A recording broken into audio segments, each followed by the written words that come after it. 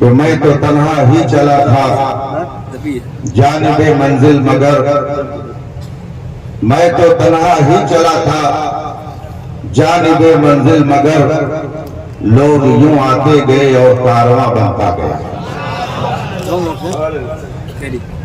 وہ عظیم ذات جسے کبھی آپ اشفاق العلماء کے لقب سے یاد کرتے ہیں، جسے کبھی آپ مفتی اعظم راجستھان کے لقب سے جانتے ہیں، جسے کبھی آپ ناشر مسلک اعلی حضرت کے لقب سے یاد کرتے ہیں، ان کی خدمات اور ان کی جد و جہد کا ثمرہ پورے صوبے میں اس طرح سے دکھ رہا ہے کہ اٹھائے کچھ ورق لالا نے، کچھ نرگس نے، کچھ گل نے، چمن میں ہر طرف بکھری ہوئی ہے داستان ان کی۔ ہم اس نادر روزگار شخصیت کی بارگاہ میں نظر عقیدت پیش کرنے کے لیے حاضر ہیں۔ میں گرامی مرتبہ شہزادہ مفتی اعظم راجستھان الحاج محمد معین الدین اشرفی صاحب زیدہ مجدہو کا شکر ادا کرتا ہوں کہ انہوں نے آپ کے درمیان آنے کے لیے ایک خوبصورت موقع فراہم کیا۔ آپ اپنے ماتھے کی آنکھوں سے دیکھ رہے ہیں اسٹیج علماء ذوی الاحترام اور مشائخ کرام سے پر نور ہے۔ ہمارے دین ملت میں اپنے اپنے خوبصورت انداز میں آپ کے سامنے ایمان اور عقیدے کے تحفظ کی باتیں رکھی۔ اللہ تبارک و تعالی ان پاکیزہ باتوں پر عمل کی ہم سب کو توفیق عطا فرمائے۔ میں تھوڑی دیر آپ کے درمیان ہوں اور صاحب عرس کے حوالے سے چند باتیں عرض کر کے آپ سے رخصت ہو جاؤں گا، مگر آئیے سب سے پہلے مصطفیٰ جان رحمت سرور کائنات فخر موجودات نبی مکرم شفیع معظم صلی اللہ علیہ وآلہ وسلم کی بارگاہ ناز میں درود و سلام کا نذرانِ عقیدت پیش کریں اور پڑھیں۔ اللہم صلی علی سیدنا و مولانا محمد معدن الجود والکرم وآلہ کرام اجمعین۔ حضرات، علماء کرام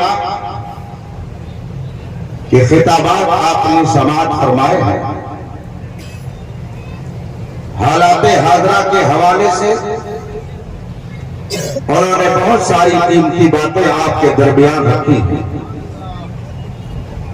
اسی تناظر میں میں بھی کچھ عرض کر کے آپ سے رخصت لوں گا۔ اللہ تبارک و تعالی نے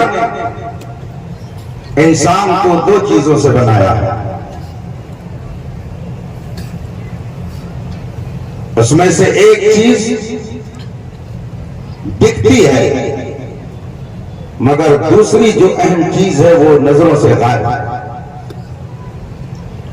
ایک کا نام جسم ہے اور ایک کا نام روح ہے۔ روح اور جسم سے ملا کر انسان کو بنایا گیا ہے، اور جس طرح سے انسان کا جسم بیمار ہوتا ہے، انسان کا جسم گندا ہوتا ہے، اہل تصوف بھی یہاں پہ تشریف فرما ہیں، ان سے آپ کر کے پوچھیں گے تو وہ آپ کو بتائیں گے کہ جسم کی طرح انسان کی روح بھی بیمار ہوتی ہے۔ انسان کی روح بھی گندی ہوتی ہے اور جسم کی بیماریاں مختلف درجے کی ہیں. بعض بیماریاں معمولی ہیں اور بعض بہت ہی بھیانک ہیں. اس دور کے لحاظ سے کینسر جسم کی ایک بھیانک بیماری مانی جاتی ہے. جس جسم کو کینسر لاحق ہو جائے اس جسم کے سدھار کی توقع کم ہوتی ہے. اسی طرح سے انسان کی روح بھی بیمار ہوتی ہے اور وہ بیماریاں بھی مختلف درجے کی ہیں. صوفیاء کرام نے، علماء ربانیین نے، جلیل القدر مفسرین اور علماء و محدثین نے روحانی بیماریوں کو شمار کرایا. قرآن کریم کی آیت کریمہ ہے فی قلوبہم مرض. کچھ ایسے لوگ ہیں جن کے دل میں بیماری ہے. فزادہم اللہ مرضا. اللہ تبارک و تعالی نے ان کی بیماریوں میں اور اضافہ کر دیا. علماء فرماتے ہیں جن کے بارے میں قرآن نے کہا کہ ان کے دلوں میں بیماری ہے، کیا وہ سب کے سب ہارٹ اٹیک یا بلڈ پریشر کے مریض تھے؟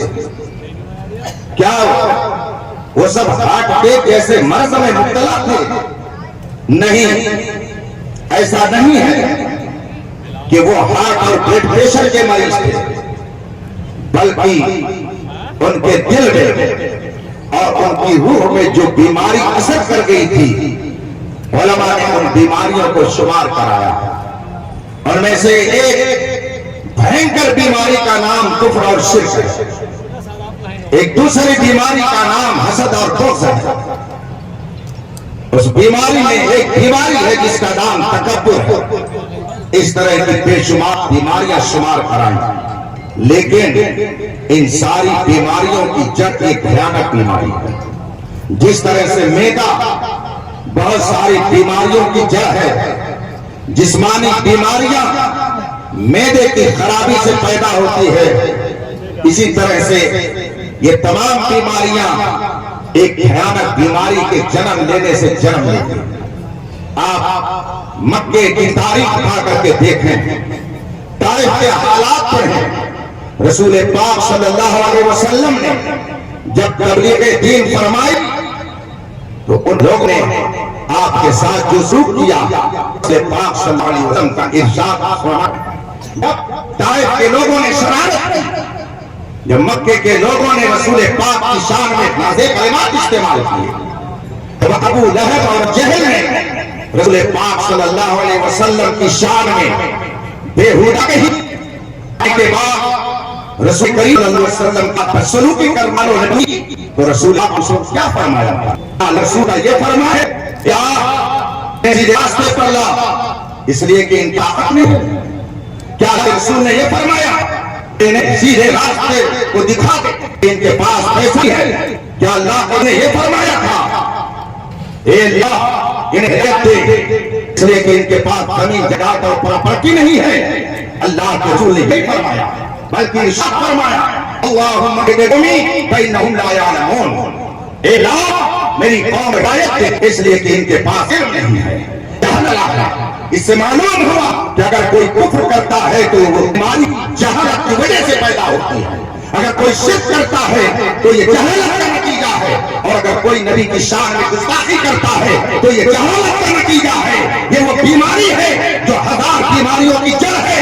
اس لیے حضور مفتی اعظم راجستھان نے یہ سوچا کہ ان بیماریوں کے خاتمے کے لیے، ان تمام بیماریوں کو نیست و نابود کرنے کے لیے رسول پاک نے جو سب سے عظیم نسخہ دیا، اقرا پڑھو گے تو محبت نبی کا نام پی کر کے تم یہ نہیں کہو گے کوئی گستاخی کر رہا ہے کرنے دیا جائے، بلکہ کہو گے یہ جہاں کیا ہے، اگر ہو کرو تیرے نام پہ سب کو بارہ.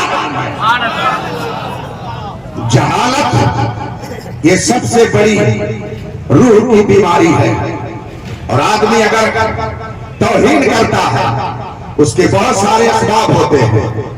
اس کی بہت ساری وجہیں ہوتی ہیں، آپ کتابوں کا مطالعہ کے تو معلوم ہوگا، اور میں سے ایک اہم وجہ یہ ہوتی ہے کہ آدمی جس توحید ہے اس کی محبت سے ڈر گیا، وہ ڈر رہا ہے کہ اگر میں اس توحید اس کی عظمت کو گھٹانے کی کوشش نہیں کی تو لوگ اس کے دامن سے وابستہ ہوتے چلے جائیں گے۔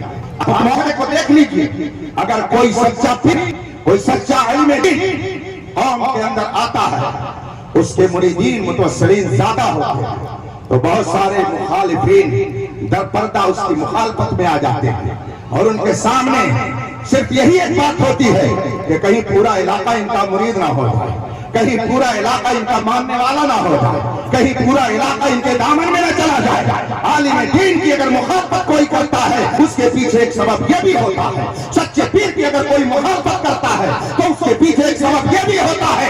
آج جو لوگ میرے مصطفیٰ کی شان میں گستاخیاں کر رہے ہیں وہ یہ سمجھتے ہیں کہ ہم گستاخیاں کر کے اسلام کے اس عظیم الشان ہم سیلاب کو روک لیں گے۔ تو گھٹائے سے کسی کے نہ گھٹا ہے نہ گھٹے، جب بڑھائے تجھے اللہ تعالیٰ دے رہا۔ نعرہ تکبیر، نعرہ رسالت، مفتی اعظم راجستھان حضرت علامہ علی میر صاحب قبلہ۔ حضور مفتی اعظم راجستھان نے اس ریگزار کو، اس صحرا، اس سنگلاخ زمین کو، پتھروں اور پہاڑوں کی زمین کو علم کا لالا زار بنایا، علم کا گلستان بنایا۔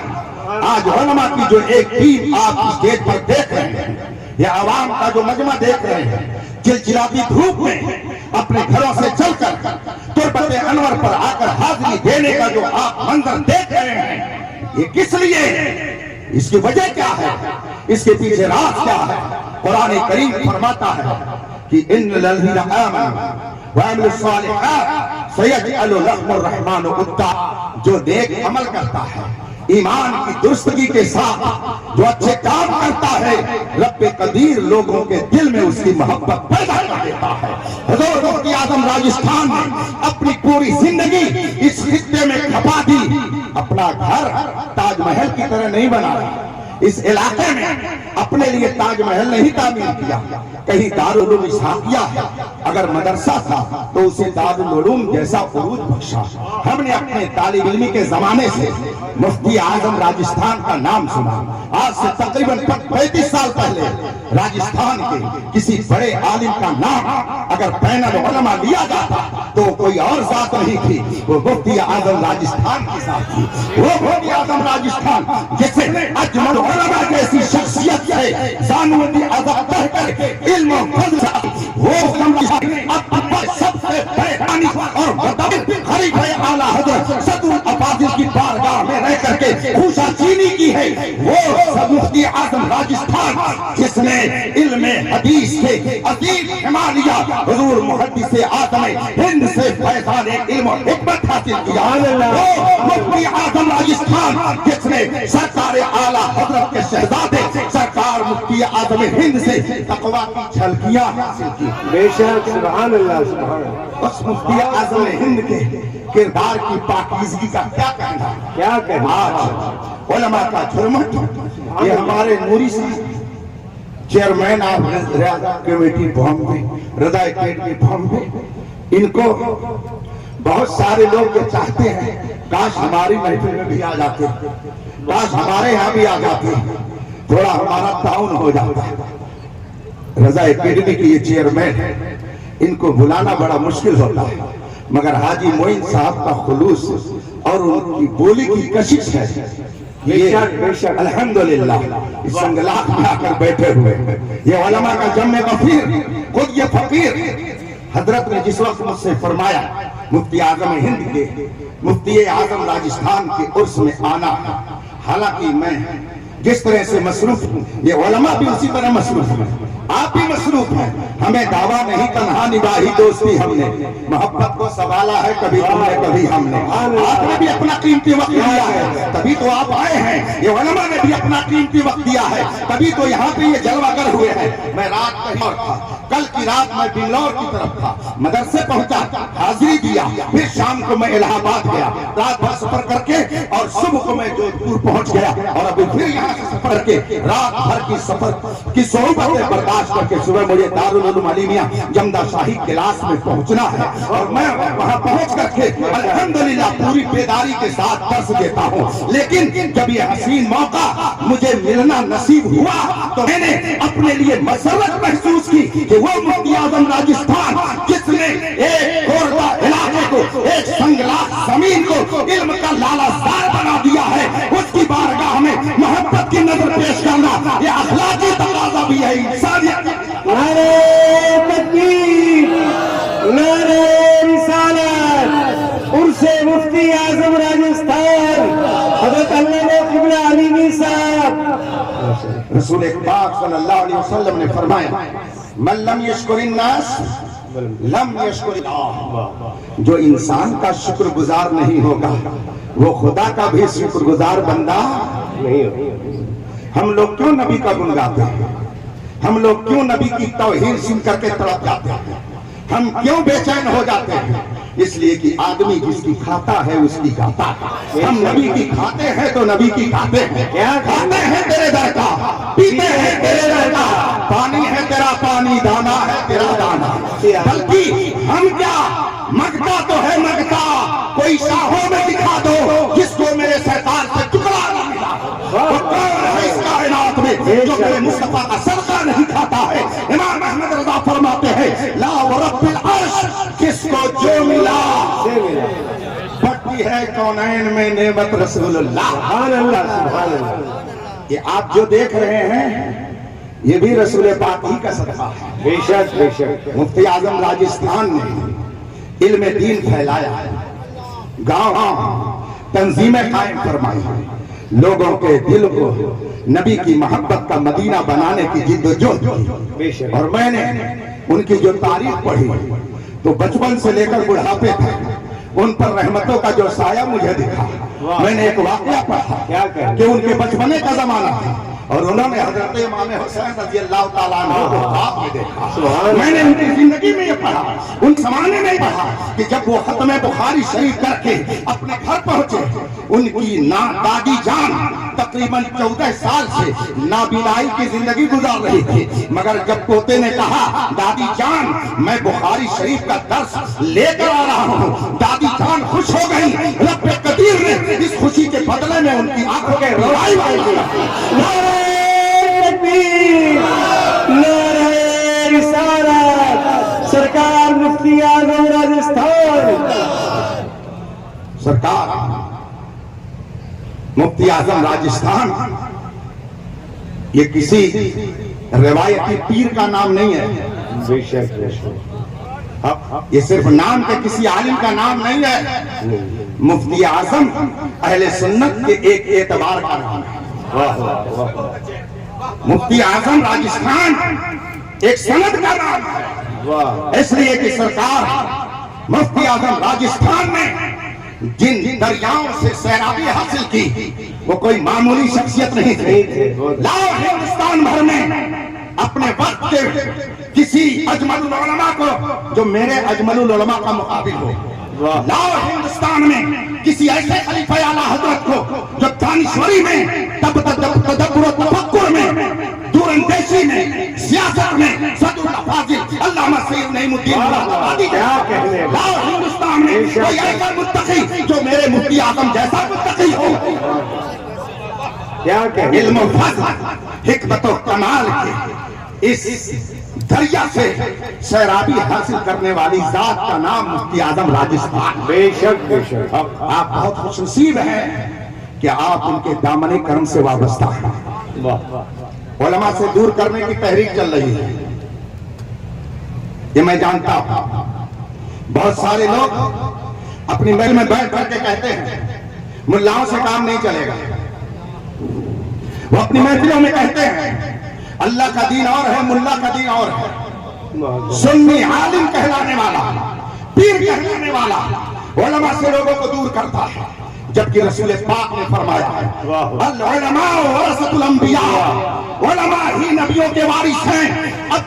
رسول پاک کے بعد قیامت تک کوئی نبی نہیں آ سکتا ہے مگر کار نبوت کو پھیلانے کا کام رسول پاک کے سچے علماء کریں گے، یہ نہیں رہیں گے تو آپ کا ایمان بھی سلامت ہے. بے شک نعرہ تکبیر، نعرہ رسالت، علماء اہل سنت، مفتی اعظم راجستھان علامہ قبلہ علی میسا ہے. قرآن میں اللہ ارشاد فرماتا ہے یؤتل حکمت فقد اوتیٰ خیرا کثیرا، جسے حکمت عطا کی گئی، جسے علم دین عطا کیا گیا، اسے خیر کثیر عطا کیا گیا، خیر کثیر عطا کیا گیا. اتفاق سے ایک نورانی منظر میری نظروں کے سامنے آ گیا. بات بڑھتی چلی جا رہی ہے، وقت ختم ہو رہا ہے. آج سے تقریباً 25 سال پہلے کی بات ہے. میں ایٹا کاس گنج ایک محفل میں شریک ہوا. وہاں پر ایک نور شخصیت نظر آئی، علم و فضل کا ایک پیکر نظر آئی، اخلاق کریمانہ کا ایک مجسمہ نظر آیا. میں اس سے قریب ہوا، دست بوسی کی، اور تھوڑی دیر کے بعد معلوم ہوا کہ یہ حضرت علامہ سید ظہیر احمد زیدی صاحب رحمت اللہ تعالیٰ علیہ کی ذات ہے، اور یہاں پہ ختم قرآن کے لیے آئے ہوئے ہیں. میں بھی اس مجلس میں خیر و برکت لینے کے لیے بیٹھ گیا. حضرت علامہ سید ظہیر احمد زیدی صاحب نے جب ختم قرآن پڑھنا شروع کیا اور اس آیت کریمہ کی تلاوت فرمائی اور فرمایا کہ اللہ فرماتا ہے وَمَنْ يُؤْتَ الْحِكْمَةَ فَقَدْ أُوتِیَ خَيْرًا كَثِیرًا، جسے علم دیا گیا، جسے دین کی سمجھ دی گئی، اسے خیر کثیر دیا گیا. حضرت علامہ سید ظہیر احمد صاحب زیدی فرماتے ہیں یہ خیرن یہ خود ہی نکرہ ہے، خود ہی یہ صفت مشبہ کا صیغہ ہے، اس کے اندر اچھائی کا معنی خود ہی زیادہ پایا جاتا ہے، مگر رب قدیر نے اس کی خیریت کو اور بیان کرنے کے لیے کثیرہ کا لفظ بھی استعمال فرمایا. گویا جو علم دین لے لیتا ہے وہ معمولی خیریت نہیں، بے شمار خیریتوں کا مجموعہ ہو جاتا ہے. کیا کہنے، ماشاءاللہ سبحان. اور پھر فرمایا اور اس کے مقابل میں جو ہے اس کے بارے اللہ کیا فرماتا ہے قل متاع الدنیا قلیل، اے محبوب فرما دو متاع دنیا قلیل ہے، کرسی قلیل ہے، اقتدار قلیل ہے، لشکر قلیل ہے، جائیداد قلیل ہے، پراپرٹی قلیل ہے، اور ایمان جس کے پاس آ گیا وہ اپنے پاس خیر کثیر رکھتا ہے. اور خیر کثیر کی بات آ گئی تو ایک حدیث اور سن لیجیے. امام بخاری رضی اللہ تعالی عنہ نے اس حدیث کو روایت کیا ہے. وہ فرماتے ہیں میں اس لیے سند پیش کر دے رہا ہوں تاکہ کچھ لوگوں کے ذہن سے شکوک و شبہات دور ہو جائے. سیدنا امام بخاری فرماتے ہیں حدثنا سعید بن عفیر قال حدثنا ابن وهب عن یونس عن اشعث بن عبد الرحمن يقول قال صلی اللہ علیہ وسلم مجد اللہ خیرا یفقهه فی ان حضرت سیدنا امام بخاری ہیں مجھ سے یہ حدیث بیان کیا. حضرت سعید بن عفیر نے وہ فرماتے ہیں ہم سے اس حدیث کو بیان کیا. ابن وہب نے وہ فرماتے ہیں مجھ سے روایت کیا. حضرت یونس نے وہ فرماتے ہیں مجھ سے بیان کیا. حضرت ابن شہاب الزہری نے وہ فرماتے ہیں مجھ سے. حضرت حمیر بن عبد الرحمن تابعی نے وہ فرماتے ہیں میں نے حضرت معاویہ کو خطبہ دے سنا اور حضرت امیر معاویہ فرماتے ہیں میں اپنوں سے حضور رسول پاک کیا تھا من اللہ بہ خیرا یفقہہ فی الدین. اللہ تعالیٰ جس کے ساتھ بھلائی چاہتا ہے اسے دین کا عالم بنا دیتا ہے، دین کا مفتی بنا دیتا ہے، دین کا فقیہ بنا دیتا ہے، دین کی سمجھ عطا کر دیتا ہے. اب بتائیے رسول پاک کے اس فرمان کے مطابق سرکار مفتی اعظم راجستھان کے ساتھ اللہ نے اگر بھلائی کا ارادہ نہ کیا ہوتا تو انہیں مفتی اعظم راجستھان کے منصب پر فائز کیوں کرتا؟ یہ حدیث بتا رہی ہے کہ حضرت مفتی اعظم راجستھان کو ہم نے اور آپ نے خیر نہیں دیا ہے، رب نے خیر کا ارادہ فرمایا تو ان کے دامن میں خیر کا ارادہ فرمایا. واہ واہ ماشاءاللہ. بہت اور آخری بات بڑے اچھے نکال. ہم کہتے ہیں اللہ دیتا ہے اور حضور بانٹتے ہیں. رب ہے موتی، یہ ہے قاسم، رزق اس کا ہے کھلاتے یہ ہے ہاتھ جس سمت اٹھا غنی کر غنی کر دیا ہے موجے بحر سخاوت پہ اللہ کو کون دیتا ہے دینے کو محتاج ہے اعلیٰ حضرت نے بھی کیا لکھ دیا جس محفل میں ان کا کلام پڑھا جائے اگر لوگوں پہ مردنی طاری ہو رہی ہو تو زندگی کی بہار ہے بے شک بے شک ہزاروں بار اعلیٰ حضرت کے کلام کو عرب میں سنا جا رہا ہے عجم میں سنا جا رہا ہے مگر وہی دھوم اب بھی ہے ماشاءاللہ جو جس انداز سے پڑھتا ہے لگتا ہے یہی حسان الہند بنے بیٹھے ہیں جو جس انداز سے پڑھتا ہے لگتا ہے یہی بلبل بھینما اندلیب گلشن رسالت ہے بلکہ جس کا اپنا کلام کامیاب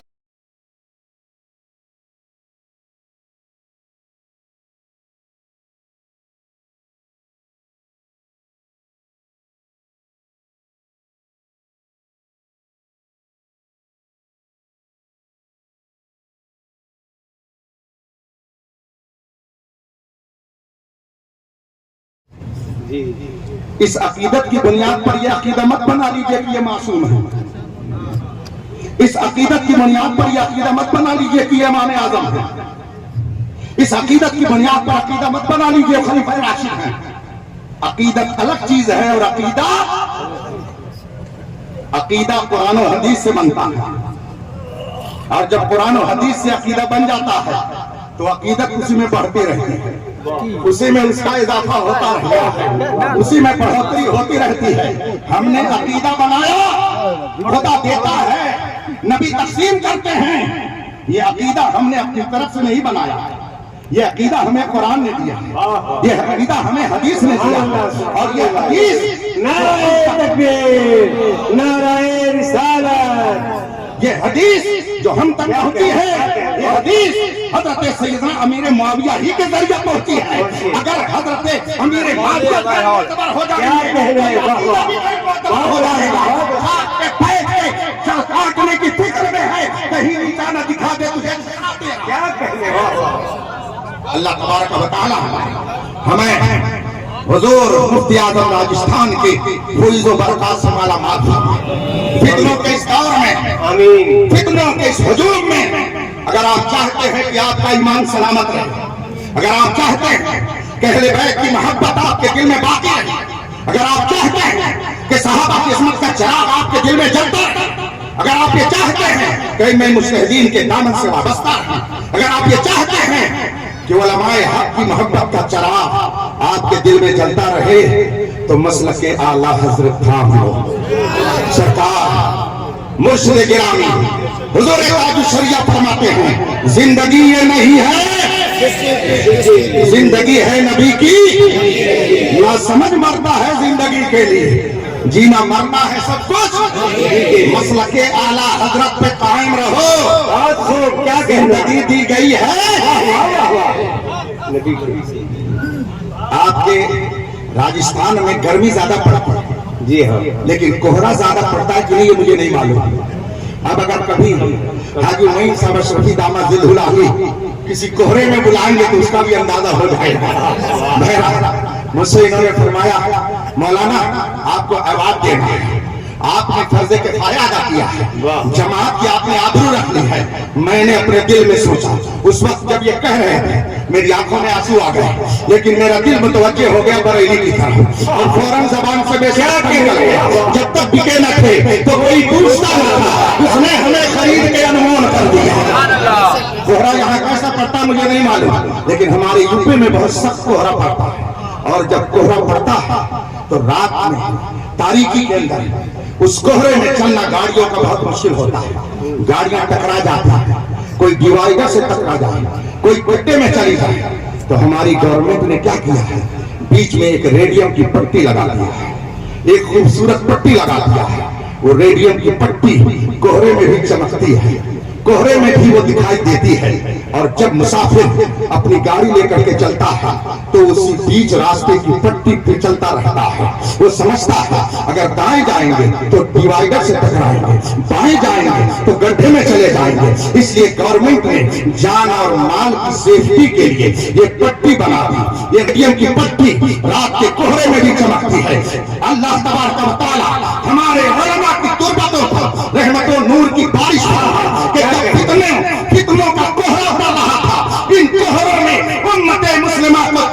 کے لیے ایک شاندار پٹی عطا کر دی. اسی پٹی کا نام مسلک اعلیٰ حضرت ہے. مسلک اعلیٰ حضرت مذہب ابو حنیفہ. نعرہ تکبیر. اہل سنت کا ہے بیڑا, اصحاب حضور نجم ہے اور ناو ہے اطرت رسول اللہ. مفتی اعظم راجستھان کا ایک وصف مذہبی اور مسلکی یکجہتی تھا. میں نے کہیں پڑھا, انہوں نے سب کو سمیٹ کر کے رکھا. علامہ ارشد القادری رئیس القلم نور اللہ مرقدہ کا میں نے ایک خط پڑھا, علامہ سید مظہر ربانی صاحب کے نام. انہوں نے ایک خط لکھا اور اس خط میں چند اختلافات کو ذکر کر کے کہا کہ میں چاہتا ہوں یہ اختلافات ختم ہوں, مگر ختم کرانے کے لیے کچھ اہم شخصیتوں کی ضرورت ہے, کچھ ایسے لوگوں کی ضرورت ہے جن کے اندر دور اندیشی ہو, جن کی فکر رسا ہو, جو فقہی بصیرت رکھتے ہو, جو قوم کا درد رکھتے ہو, جن کے اندر علم و حکمت کی دانائی اور گہرائی پائی جاتی ہو. یہ ساری چیزیں جس کے اندر ہو ایسا نمائندہ سامنے آئے. میں نے چند نام دیکھا, ان میں سے ایک نام میرے مفتی اعظم راجستھان کے ہیں. حق ہے یہ, حق بات ہے. کیا کہنے والا حضور مفتی اعظم راجستھان نے یہ نہیں دیکھا یہ رضوی ہے, یہ نہیں دیکھا یہ اشرفی ہے, یہ نہیں دیکھا یہ نقشبندی ہے. اس لیے کہ میں نے تاریخ پڑھی, دارالعلوم اسحاقیہ جس عظیم شخصیت کے نام قائم ہے وہ سلسلہ نقشبندیہ کے بزرگ تھے جن کا نام محمد اسحاق نقشبندی تھا. انہوں نے ہر سلسلے کے لوگوں کو سمیٹا, مگر سب سے پہلے یہ دیکھا کہ یہ مسلک اعلیٰ حضرت والا ہے کہ نہیں ہے. وہ دنیا کے کسی گوشے میں رہے, ہم کو اس سے نہیں اعتراض ہے, مگر وہ صحابہ کا بھی مرتب ہو, اہل بیت کا بھی مرتب ہو, ائمہ کے دامن سے بھی وابستگی رکھتا ہو, جس کے اندر یہ شرط پائے جائیں گے ہم اس کو سینے سے لگانے کے لیے. حضور مفتی اعظم راجستھان اللہ اور رسول کی بارگاہ کے ایسے ادب شناس تھے کہ ان کی آل اولاد کی عظمت ان کے روئے روئے سے ٹپکتی تھی. میں نے ایک واقعہ پڑھا کہ ایک سلام پڑھنے والے سلام پڑھ رہے تھے اور جب انہوں نے کہا کتنے بکھرے ہوئے ہیں مدینے کے پھول, کربلا تیری قسمت سے لاکھوں سلام, تو سرکار مفتی اعظم راجستھان نے انہیں سمجھایا کہ لفظ بکھرنا اہل بیت کی شان کے لائق نہیں ہے, یہ لفظ مت بولو. تب کیا بولا جائے؟ کہا یوں نہ کہو کہ کتنے بکھرے ہوئے ہیں, بلکہ یہ کہو کتنے مہکے ہوئے ہیں مدینے کے پھول. الحمدللہ یہ ادب, یہ تعظیم, یہ احترام, یہ محبت ان کے دل کے اندر کہاں سے پیدا ہوئی؟ اگر استاد نے گستاخی سکھائی ہوتی تو یہ نتیجہ نہ نکلتا. اس کا مطلب ہے کہ استادوں نے حضور مفتی اعظم راجستھان کو محبت خدا, محبت رسول, محبت صحابہ, محبت اہل بیت کی بھٹی میں جلا کر کے کندن بنا دیا. وآخر دعوانا ان الحمدللہ رب العالمین.